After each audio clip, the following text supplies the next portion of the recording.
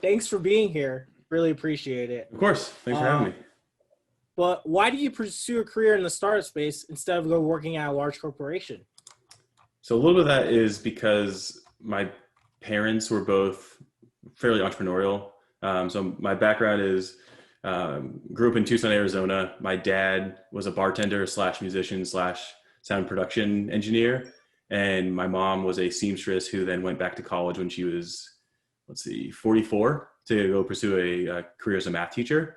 And so I just didn't have a lot of big company kind of input growing up. The only thing I did have was a lot of the guys I played soccer with growing up, their dads were engineers at the local Raytheon plant that was in my hometown. Hey, And so I actually got an internship when I was 18. It was my first job, like professional job after high wow. school. The only places I'd worked before was like a soccer referee. I used to sell lemonade at like college football games. And then I worked at a Dairy Queen. And then I got this job where I had to wear like business casual and go down to this office. And I thought it would be cool because like in my upbringing, I saw all these friends of mine whose parents were engineers. And I thought they made stuff like cool missiles and airplanes. And then I got a job at Raytheon as an intern, and I realized it was the most boring thing possible. My first assignment as an intern was rearranging the files of a guy who had passed away, and he'd been at the company for like 45 years or something crazy like that. So I just kind of knew it wasn't for me. I actually studied entrepreneurship in college with some vague idea that I was going to go and invent things as an engineer, patent some things, and then live off the royalties. Didn't exactly work out that way, but in general, it was the large companies were attractive to me because they had a paycheck. I grew up relatively low income, but ultimately, it just wasn't in the cards for me. Wait, so one thing you mentioned is that you majored in entrepreneurship. I think a lot of people always question, like, should you go to school for this? So like, how was your experience?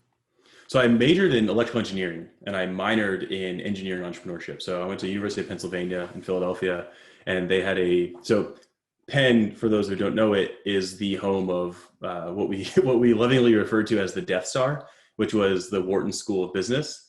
So one of the most high-ranking and storied business schools in the country. And I went to a program that was not associated with that. So it was actually one of the only business curriculum at Penn that had nothing to do with Wharton. And it was solely focused on engineers, those who could actually build things, and entrepreneurship that could come from that. And so I was captivated by that idea. Essentially, it was just a business minor.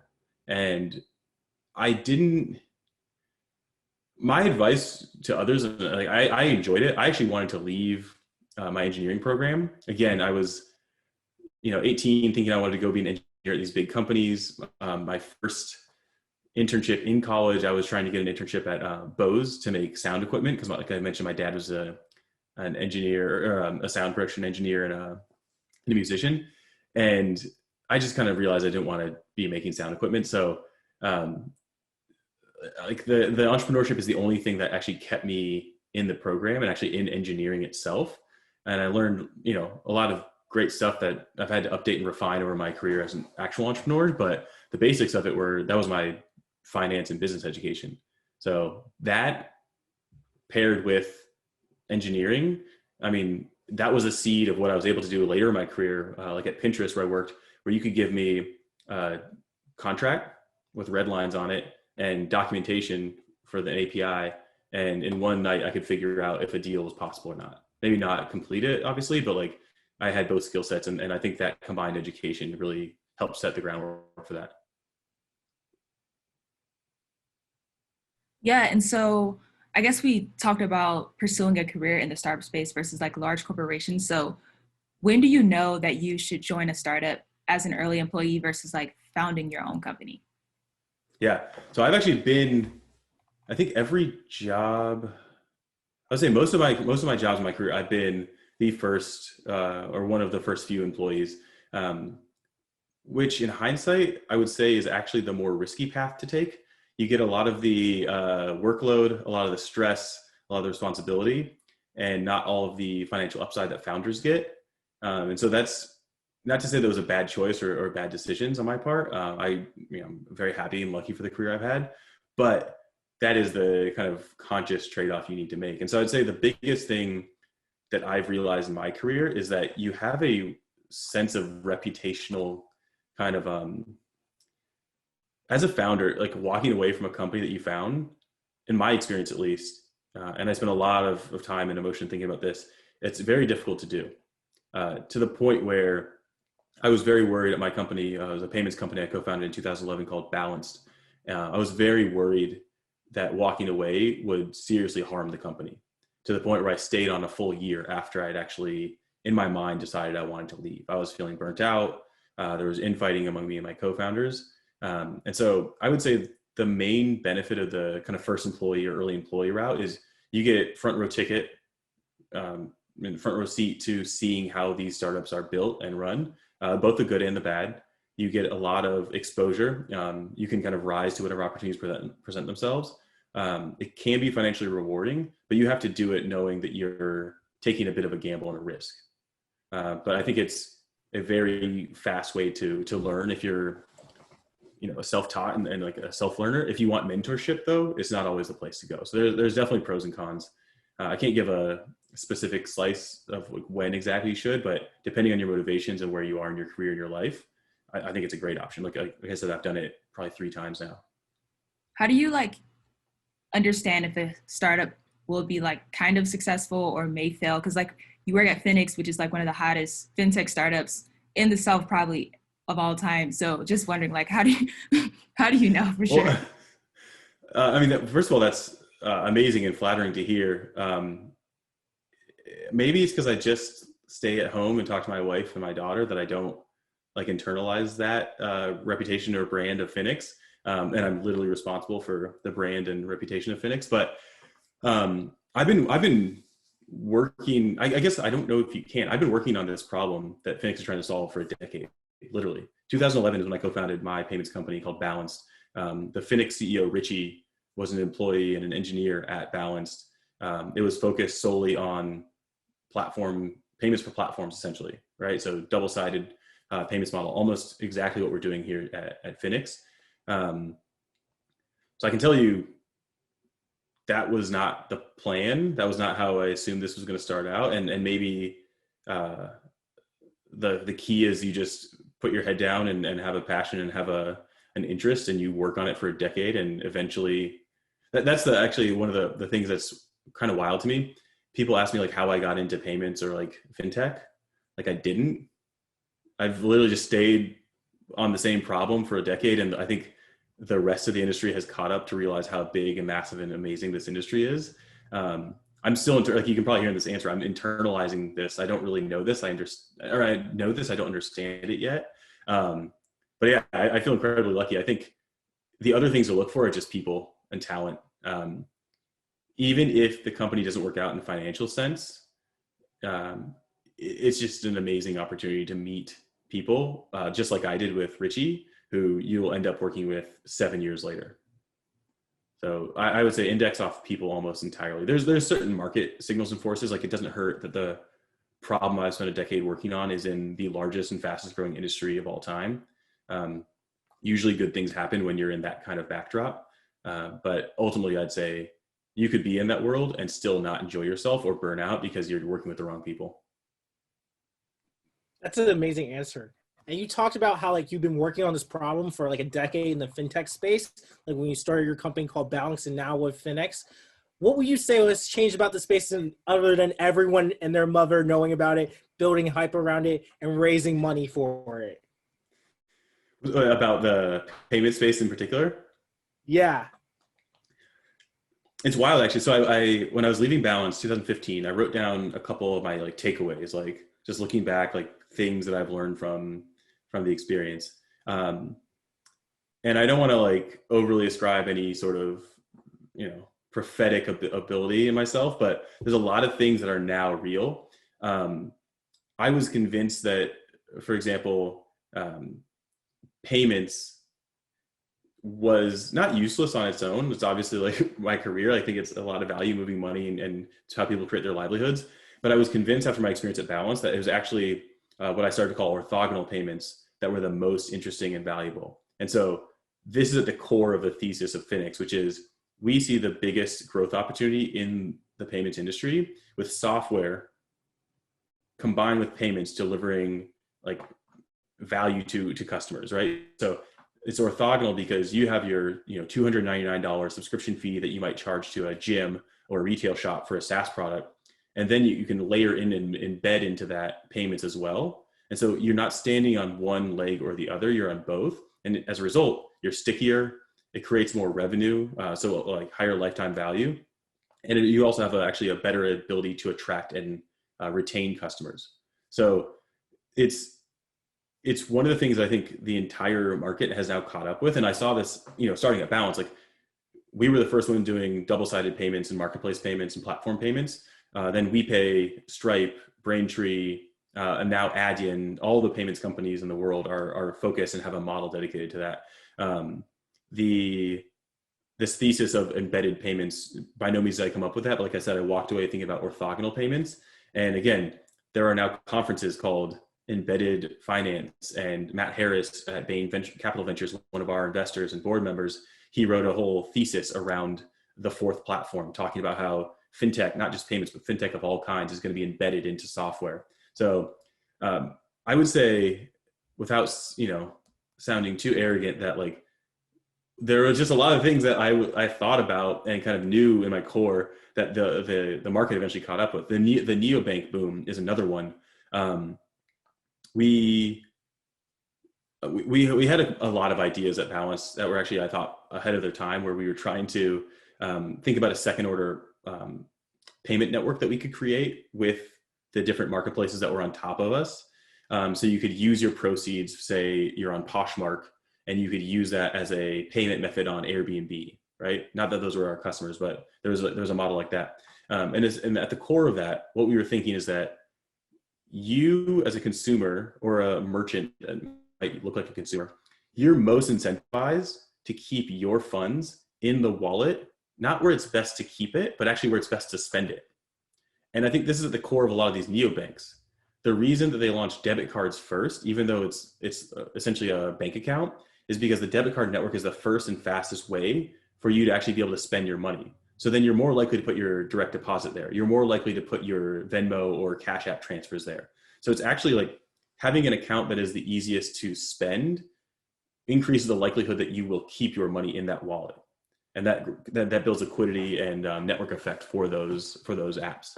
So there's a lot of things like that I've been thinking about literally since 2011 that I think are interesting, not in any way that I specifically predicted, but the core of it, the first principles, are very much what's taking hold now.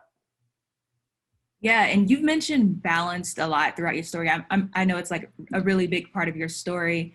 And so also you mentioned earlier that you kind of like fell into FinTech and payments. So I was just wondering, can you talk a little bit about how you found the problem for Balanced and how that came about? Okay, my glib answer is Craigslist. So, all right, I'll give you the backdrop.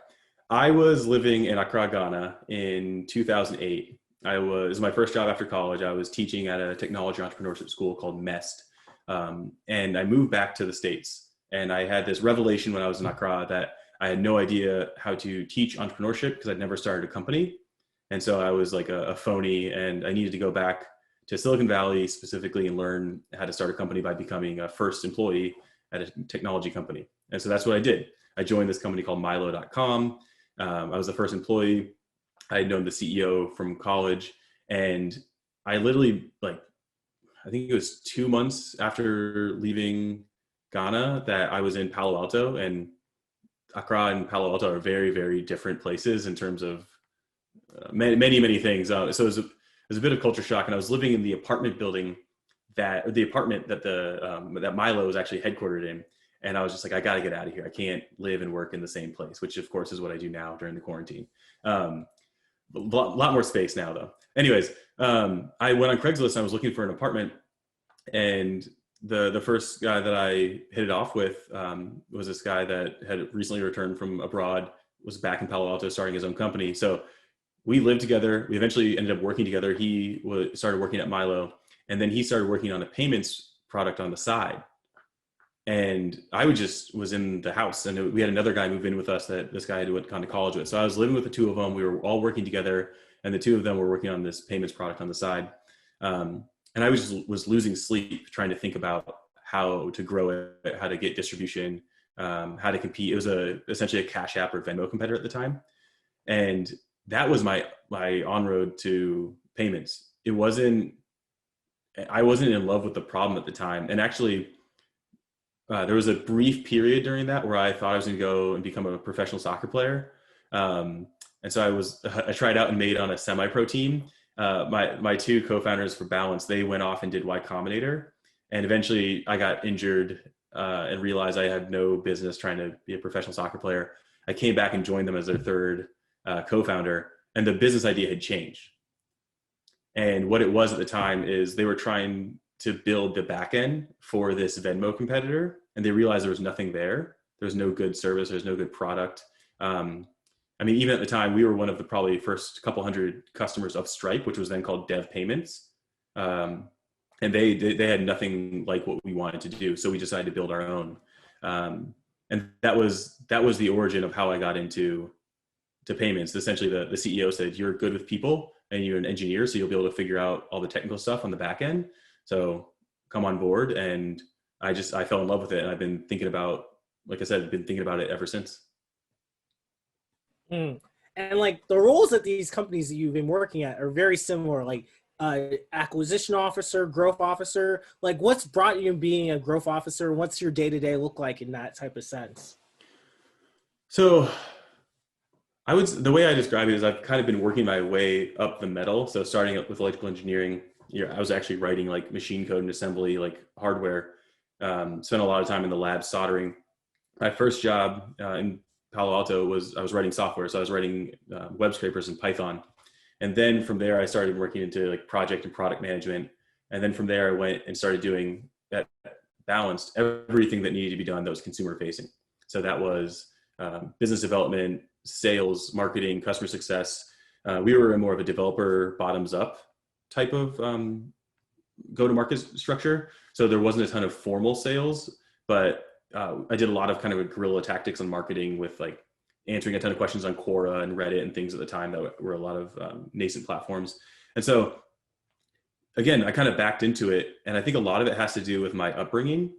Like I described my parents, they're both kind of split between a lot of right brain, left brain activities. So I just didn't grow up with this idea that you had to be one or the other. I think the skill is that I'm relatively intuitive and emotionally aware. So I'm able to like communicate and read people and get them to trust me, get them to tell me things, which is the core of customer development. You need to know what your customers want, even if they don't say it. And then I have an engineering background, so I can actually understand what the product is physically or technically capable of doing. And so I think marrying those two things has just put me into this growth position where at the core of it, I try to figure out, all right, there's three things. There's like what the product does, there's what customers want, and then my job as chief growth officer is essentially defining the go-to-market strategy that marries the two, right? And so if you're trying to sell in a way that does not resonate or isn't even where your customers are, there's very little chance you'll be successful. So I think that's what has been the common theme throughout my career, but I've actually done a number of different roles. I was doing essentially business development at Pinterest. Like I mentioned at Balance, it was a grab bag of roles. Even at Finix, before I started focusing on marketing and growth, I was doing like solutions engineering and account management and partnerships. So, but at the core of it, like the main thing in my career has been bridging those two gaps. Yeah, and so in your role with defining like the go-to-market strategy and so forth, like what is your approach to that? Is it like utilizing different frameworks or, like how do you go about it? I have frameworks and I do a lot of research, but I'm probably less formal than you might think. The benefit that I have is, like I said, time spent on the same problem. So I've internalized a large number of, I think, intuitions about the audience and the target market in the space. The risk of that is you need to update that constantly. But I would say, this 10,000 hour concept, that's how much time you have to spend to get really good at something.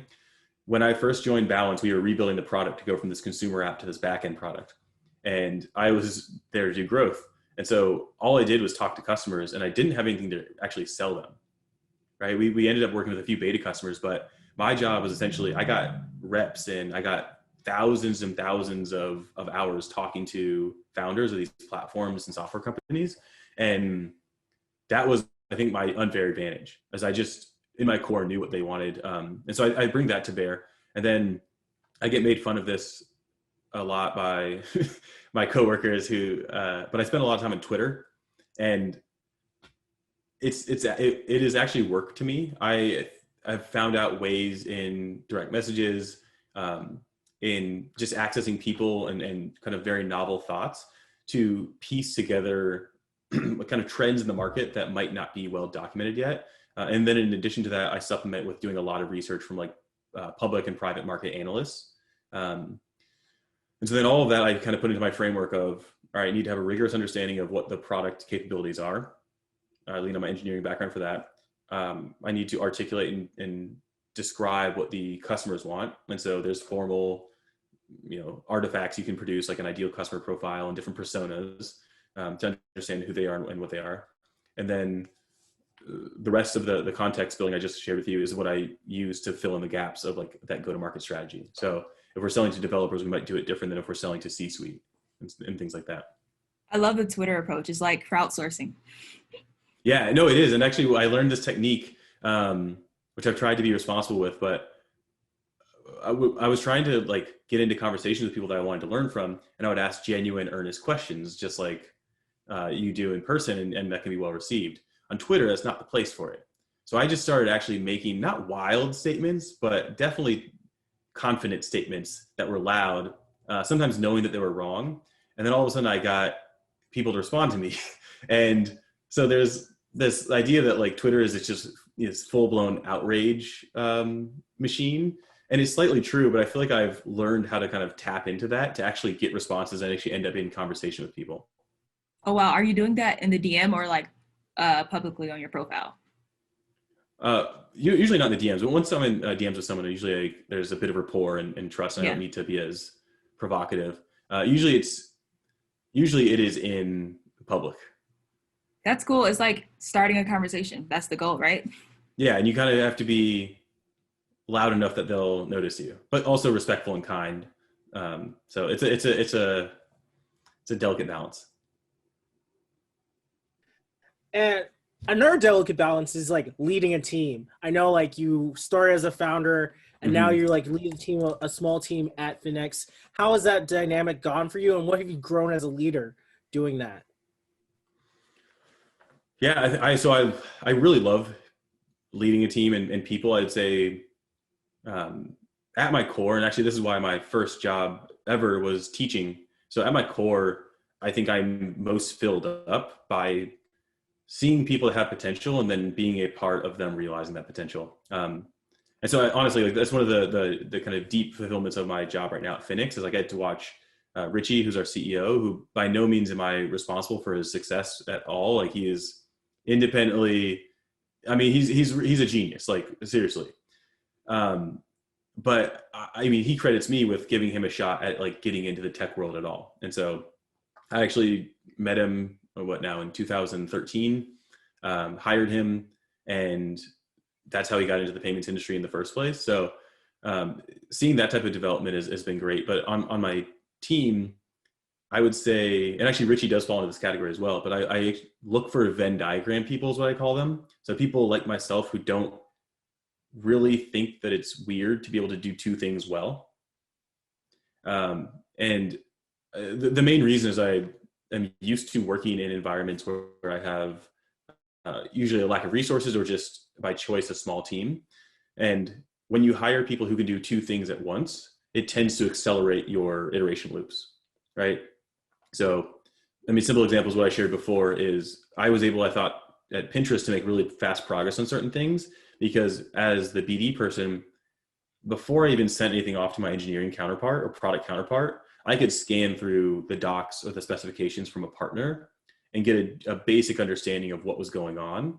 And I could call out things that I needed the engineer to like verify or question. Or I could just say, you know what, I actually don't think this is going to work at all in its current form. And so combining those, like that's something I could get done in a night, a matter of hours, versus having to tap someone else and rely on them entirely. So yeah, maybe I am vain in the sense, but I tend to look for folks who are like me and have that kind of Venn diagram overlap. I would say the other thing is really strong writing skills. I have found time and time again in my career that if you are a strong writer, that it usually indicates a clarity of thought and kind of rigor of thought that makes almost everything else after that easier. So if you're really clear and you're thinking up front and structuring your argument and building your case, usually for persuasive writing, I should say, then it makes almost every decision and execution point after that much, much easier. And then the final thing is feedback. People who are willing and able, which I think I use willing because I think giving and receiving feedback is a choice. It takes some courage sometimes, and also it is a skill. You can develop it and become better at it. So people who are willing and able to give and receive feedback, I've found to be very, very, again, fulfilling to work with. I especially like the writing aspect because I also come from an engineering background. So thinking about how to be a good writer, because like in engineering, you don't write But actually, you solve problems. Question for you though: don't you think that the engineering background has helped you become a better writer in the sense that it structures your logic? Yes, I can agree with that. I just think I can't, because I'll just answer the question in one line, but not like expand on the idea. Like I'm very direct about it with everything in general in my life. So it's hard for me to be like, I don't know, like is the word verbose? Like, I don't know. Like it's hard to be persuasive when you come to it. So I'm wondering like, how do you gain the persuasion like skills and bring people over? So I think there's two things. So the reason I was asking you about the engineering thing is for EE, I remember I guess it was sophomore year, I was drilled. I had to do these things called truth tables, where essentially you have different gates. So you have an OR gate, an AND gate, an XOR, like on and on and on to different levels of complexity.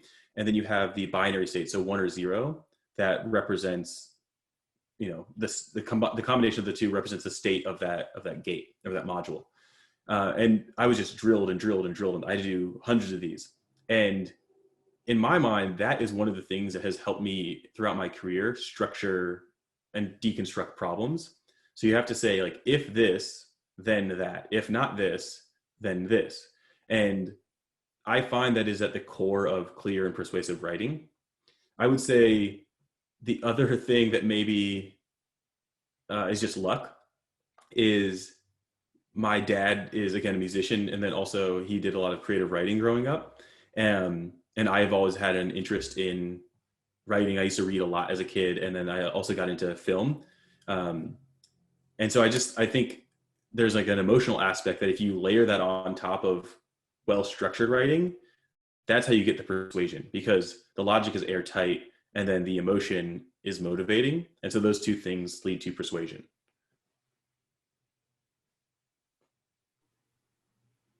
Wow, that's definitely very insightful.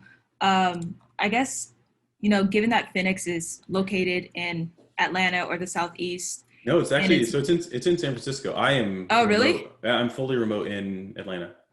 It's not? Oh, wow. Well, since you're in Atlanta, just wondering, do you have any thoughts on the Atlanta tech and startup ecosystem?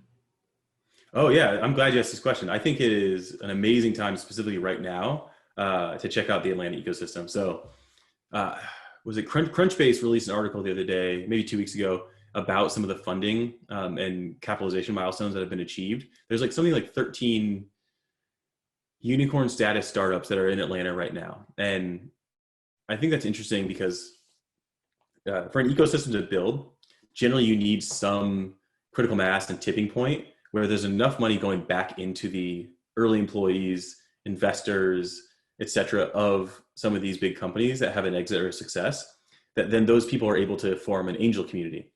And so I think that's one thing that's been lacking in Atlanta, from my understanding. I've only been here 2.5 years, but talking to different folks, there's a lot of money here. It's mostly from, Fortune 500 and then things like real estate, which again isn't bad by any means, but it's a different risk profile. It's also, I think, a different prerogative to pay things forward that you definitely see in places like Silicon Valley. So I'm excited because we're kind of getting to this critical mass here where there's enough people who are willing to, and then able, because they have enough money or the ability to raise money to then pay it forward into the next generation. And that's how you get that flywheel spinning. So some folks I'm close to are Jewel, Barry, and Justin over at Collab Capital. And so that's amazing. Like a Black focused VC fund in Atlanta doing $50 million. Like I haven't seen that many like that before. There's Brian and Candace doing Lightship in Cincinnati. But there's just not that many. It's like, I think this is like an amazing time. And then in addition to that, I have to plug Georgia Tech here in Atlanta. My wife's entire family went to Georgia Tech. I was enrolled in an online master's program at Georgia Tech for about a month, just so I could get some street cred and respect from the family. But no, it's an amazing school. I think actually a funny thing for you guys, I actually thought Georgia Tech was an HBCU before I moved out here, because I met a ton of Georgia Tech grads through my wife, and they were all Black and all in engineering. So that was just the way it worked. I know a lot of people say that about Georgia State, because I think they have yeah. I mean, Georgia State is not HBCU, but it is, I think, 56% Black, the student population. But Georgia Tech, Georgia State, also, there's just a lot of great universities here, Emory. And so I think that is also like a bedrock that kind of constantly brings fresh, young, ambitious talent to the city. Wait, did you move here for the startup scene, or was it other reasons? No, I moved here for personal reasons. So my wife and I decided pretty early on when we were dating that we wanted to raise a family near her family. And so I have a 2.5-year-old, and I've been here for almost 2.5 years. So we pulled the trigger and moved about 6 weeks after my daughter was born. Well, I'm here in Atlanta too, and I'm happy that you are here, because lower cost of living. So yeah, moving from, we had a townhouse in Oakland, and it was definitely a lot cheaper and a lot more space moving to Atlanta. But it's not just cheaper. I actually think this is a special place. There's like there's a hustle, there's a culture, and there's like, I don't know, it's the center of the world, certain worlds, and I think that goes overlooked.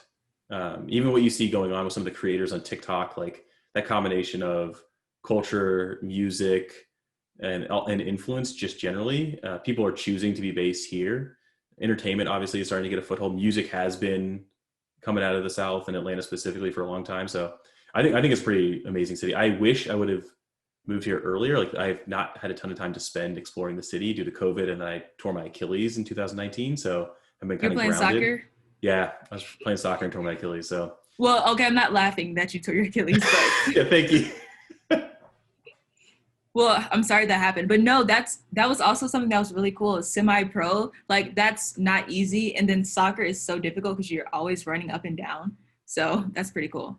Well, let me explain this. So that is true, but don't overblow my skill set, or I tend to do crazy things every 4 years or 5 years. So after Milo, before Balanced, I traveled, tried to play semi-pro soccer, didn't work out, came back to my roots and co-founded a payments company. After, let's see, when was it? So after Balanced, before Pinterest, I also had delusions of grandeur. I helped produce a movie called The Last Black Man in San Francisco. It ended up winning a Sundance prize. And I started to get into coffee roasting and tried to help an entrepreneur in Oakland named Kaba, who runs this Red Bay Coffee Roasters. I tried to help him get like sales going with tech companies. And they ended up getting a contract actually with Pinterest. So about every 4 years, I tend to have some sort of like, I just need to do other things, and I go and invest in crazy ideas. So that's so cool, because it's going to be like, before you die, you're going to try everything you've ever thought of. So well, see, I am now coffee roasting in my garage, but not playing soccer anymore. So that's awesome. Yeah. Yeah. I love The Last Black Man in San Francisco. That movie's amazing. Oh, nice. So definitely our last question for you is, what helpful resources that you've relied on or that you send to others about being successful on their startup journey? So This is probably not going to be the answer that you want, but I will be very honest in my response here. Um, I've been investing pretty deeply in self-care and in kind of all forms for, I'd say, the last 7 years in earnest. And a lot of this came actually because I was, so quick story. It was 2014, and I went to the doctor and they did the whole labs and everything. And they were like, hey, you have pre-hypertensive blood pressure. You're relatively young. You are relatively healthy and in shape. Like, I can't explain this. What is going on in your life? Do you have any stressors? And I was like, yeah, I run a startup and I'm like constantly worried about running out of money. I'm fighting with my co-founders. We have a ton of competition. Like, it's the most stressful thing I've done. And he was basically, can you stop doing that? Because I'm worried about your health. And so that was kind of a wake up call for me in terms of like how much I'm able just to like push and kind of power through it. And like, given my background, I'm kind of used to just seeing both my parents and the kind of my ancestors in general, like put your head down and push through is kind of the way that you do it. But I started to get a lot more focused on self-care. So that started with seeing a therapist. I started focusing on sleep quality, and then got pretty focused on exercise. I'd always been pretty active, but I was playing soccer less. And so I started doing other forms of exercise more seriously. And then all of the kind of physical things were starting to be addressed. And then I started to get into more kind of deep thinking through some of my work with my therapist and started focusing on like healthy and nurturing and fulfilling relationships. That's actually around the time when I met my now wife. And so I think the fact that I was open to healthy relationships at that time was no coincidence. I met like my life partner.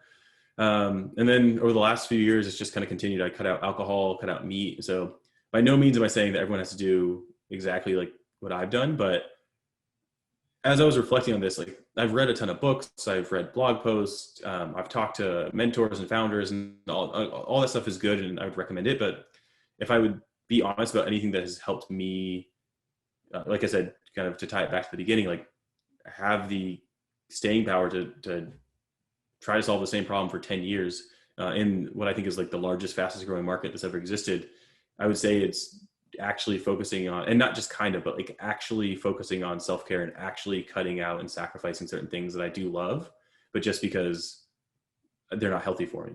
So that's my honest answer about resources. It's taking care of yourself and surrounding yourself with people that support you. Yeah, I definitely agree. No one has ever suggested that. And so mental health is important. I think it's something that's often overlooked. So I agree. Thank you for that. I think I need it myself. So everyone does. Everyone does. It's not unique to you or to me. I think it's just like most people probably don't take enough care of themselves. yes. So Well, how do you keep centered right now? David, we're going to oh, no, wrap up, sorry. or? No, you can ask. Oh, I was just going to ask him how he keeps himself centered for right now, and definitely. Oh, just with the pandemic and quarantine? Yeah, like living in quarantine. So we moved to a bigger house, which was nice. And again, Dahavia, to your point, like Atlanta allows that. And I mean, I was joking with my wife the other night. I was like, you know what? It's a good thing we like each other, because if we were in this for like, I was like, you're the only person I talk to outside of work.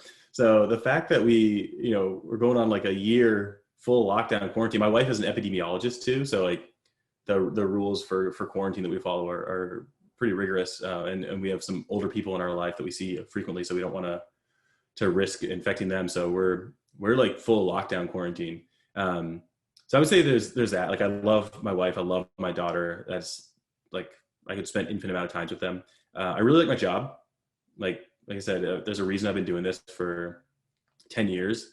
I find it fulfilling, and I actually was asking myself some questions the other day about, or not the other day, but a couple months ago, about why I've been doing this for a decade. And at the core of it is I find that if I'm honest about my career and like the opportunities I've had, it's because I've been very lucky. And that's not to say I don't have skill or merit, but there's a few things that have happened in my life that have definitely like bent the arc in a certain direction. And I think financial tools and the payments infrastructure that we're building, like if you do it at the infrastructure level, what I want to do with Finix is like systemically lower the barrier to access to financial tools for everyone in the world. And so that creation of access, I'm hoping will decrease the luck that other people have to have in their lives. And so that's why I've been doing it. I find that deeply fulfilling. And then finally, like hobbies, I outfitted a whole home gym, and my wife got me a coffee roaster for Christmas. And so I've been investing in hobbies like that. So that's about it.